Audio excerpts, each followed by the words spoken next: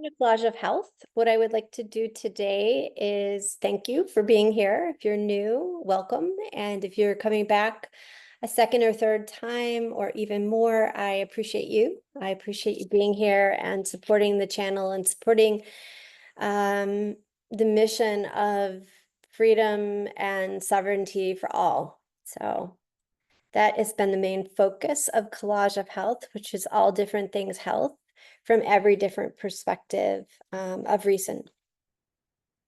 So in addition to thanking you, I'd love to just kind of give you a little update, just a brief sentence about the main situation.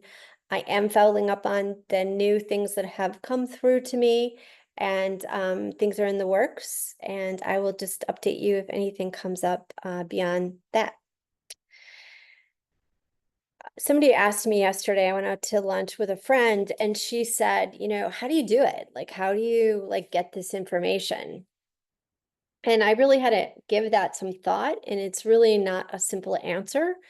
I think that one of the things is we all have our gifts. Maybe we're artists, or maybe we're athletes, or maybe we're business managers or whatever. And I think one of my gifts is my interest and my love in, um, I'm going to call it the occult. It sounds kind of negative, the word occult, but it really is just the hidden. I love to uncover and figure things out and to work with different hidden tools that I probably have been working with for many lifetimes. Um, I think too, one of the reasons, kind of guess I'm a little choked up right now. I think one of the reasons that I've been called to do this work is that I don't come from any specific um, religion specifically, or political affiliation, or agenda. Like, I'm really just open to the truth. And I'm not saying other people aren't, but I think sometimes people have their groups, and I've never been a person who's fit in with any specific group. I've always been, my own group. Somebody asked me recently, what church do you go to? When I had my Jesus shirt on, and I go to the Church of Chris. I go to my own church, my own internal church. So I think that that is one of the reasons that I've been able to get some of the information, because I really haven't cared what has come through. I've just been open to what it has been. When I ask specific questions that I have a personal agenda for, then things can get a little bit less clear and more mucky, because I, have a preference for how the answer is going to come through.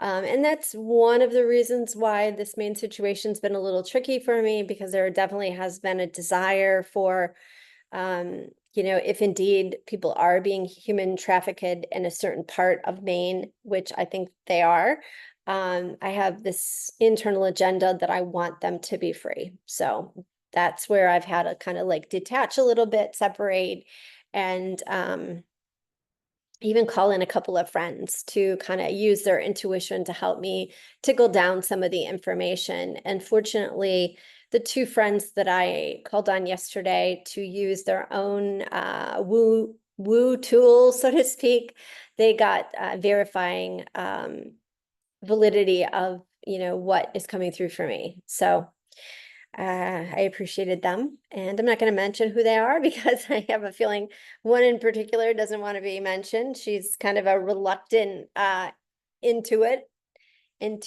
person. Another reason I think I've been able to get some of this information is over the last 3 years, I have almost solely focused on spirituality and connecting with the divine, and learning different tools such as some tantric work, tantric tools, and astrology tools. And, I took a class at Ion, which is like this psychic research place. So I've taken a lot of different classes, and, I've been in a bunch of communities over the last 3 years, which has really helped to shape the work that I do. Another thing that I have done that has helped quite a bit is automatic writing. And I was doing automatic writing for years, but starting in 2021, I was doing it on a regular basis. And that really helped tap into the intuitive self and also the guides that were coming through.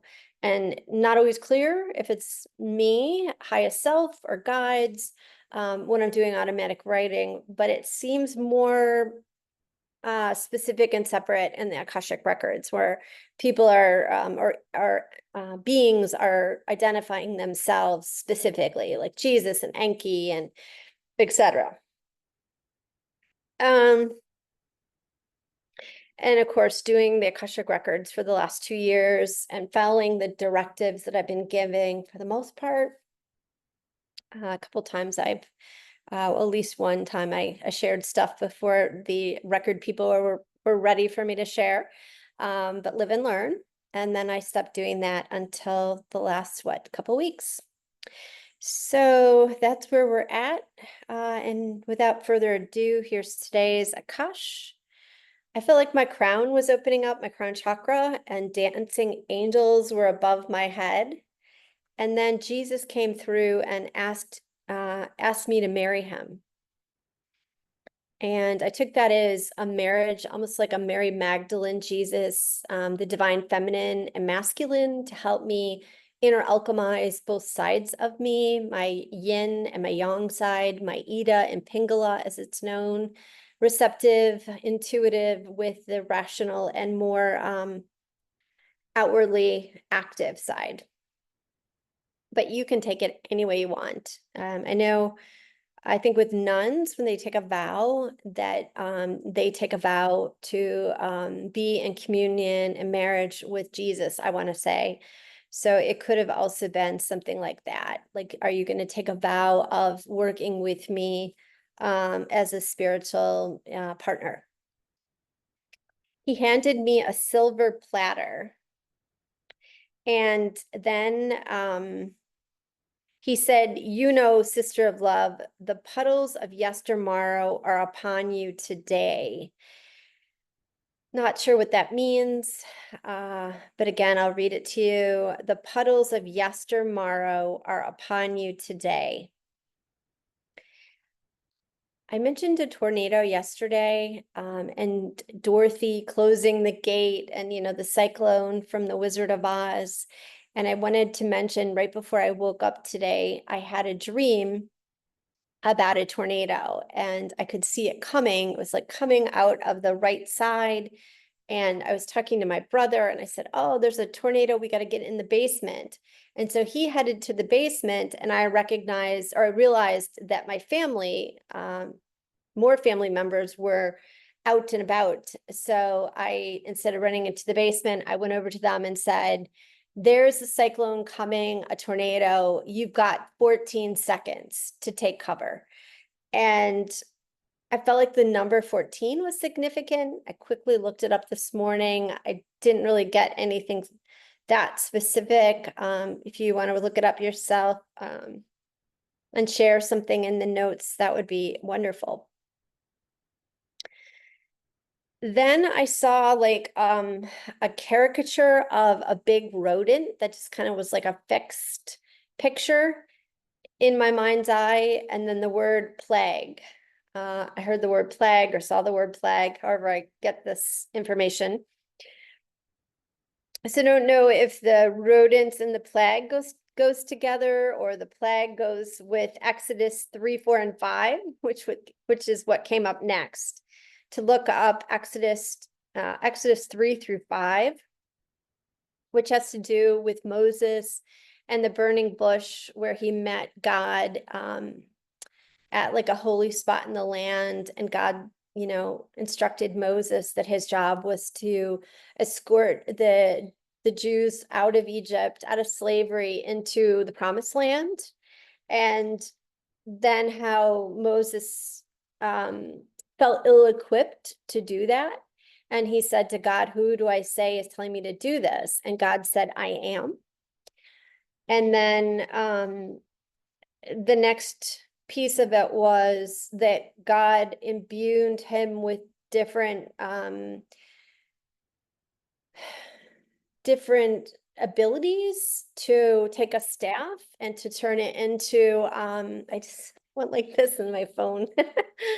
It was funny. Anyway, he gave him a staff and he said, you know, this would turn into like a serpent, which to me relates to the Kundalini. So I'll tell you my interpretation of that in a minute, but a staff to serpent, and then like a healing of like leprosy, almost like.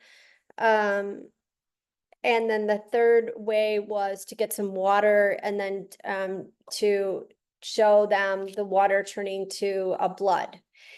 And so and then the next verse was how when Moses intervened, it made things worse first before better. And there was, you know, there was more punishment and restrictions on the Jewish people who were slaves to the Egyptians when Moses first intervened. And he was like, hey, God, like, this isn't going well.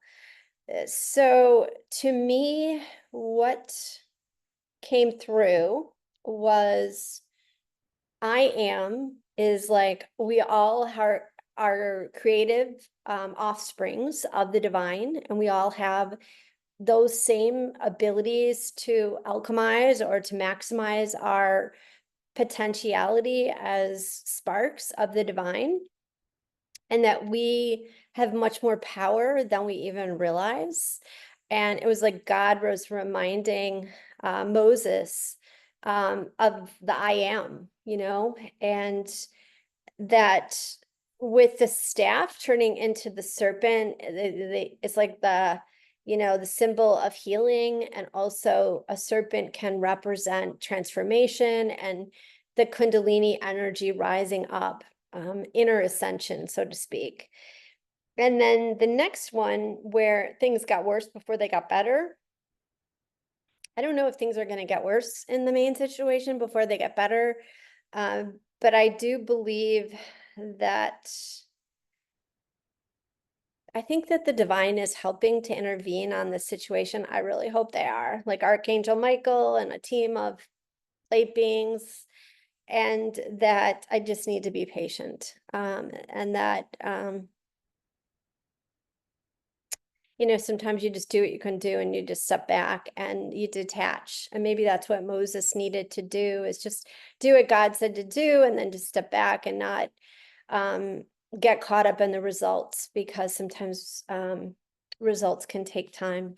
And we certainly know if we have any kind of ability to look back at the notes in the New or the Old Testament, that it took them quite a long time to make that exodus out of Egypt to Israel. I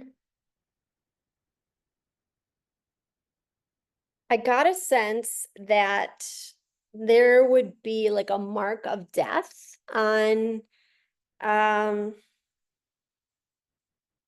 don't know, like maybe a mark of death on those who weren't willing to do the spiritual work.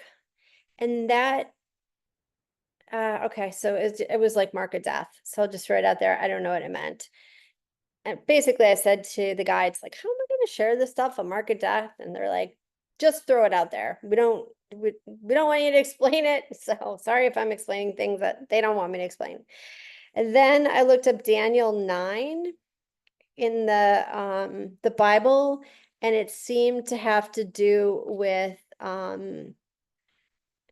you know, some people would be saved and some people wouldn't be saved.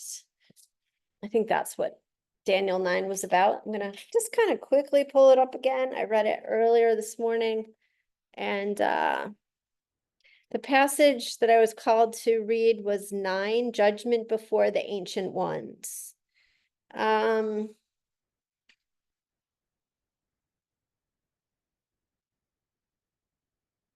So it's kind of like judgment of, you know, judgment of deeds, so to speak.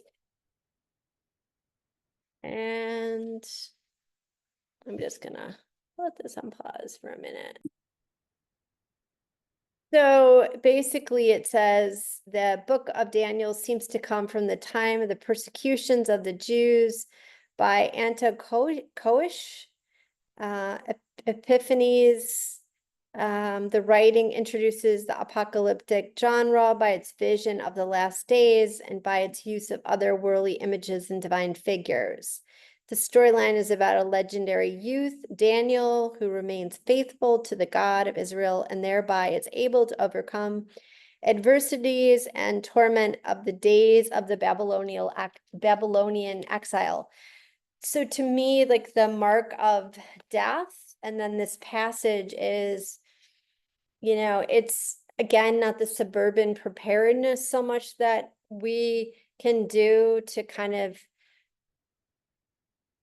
not have like a, I don't want to say spiritual death, but I guess you have to have a spiritual death to have a spiritual awakening, right? I don't know. I'm just reading it. I'll let it go. Let's see. Russia and Syria came up, choppy waters in the Mediterranean and Adriatic Sea. Message again, not to censor, let it flow. Texas border, like a patrol officer, I saw, like, got a sense they were shot, even though they had a bulletproof vest on. Colorado senator, didn't feel good. Biden almost falling down. Nancy Pelosi came through. I wasn't sure why. Like a treaty between like Colorado and Nancy Pelosi having to do something with it. Maybe Senator Bennett. Falkland Islands comes up frequently over the last, I don't know, couple years. So I'm not sure why that is. I saw warplanes, fighter pilots, wasn't sure where they were from. Yellow jaundice. Again, that's a reoccurring theme. Dog days of summer are upon you. They've said that before. Australia came up, a peace flag. And then rats in the sewer, underground railroad, which was less about saving the slaves and more about enslavement underground through like a railroad system. So very active tunnels under the earth. And I saw this big beast coming up in my town of Asheville. Change is difficult but necessary to clean out the clutter was the message. Share all of this, I asked, and they said yes. And then I saw a doll with money coins inside of it. When I saw that, I thought of the passage that comes after 3, 4, and 5 in Exodus, where Jesus or God says to Moses, you're going to take all of the jewels and you're from the Egyptians, and the women who are with you are going to wear these around their neck, maybe women and men, or the women around their neck. And I felt like that had to do somehow with the doll and the head and like money being inside of it. And then they said better days are ahead, count on it. So that's the Akashic report for today. Sorry, it's a little disjointed as usual. And have a good Labor Day weekend.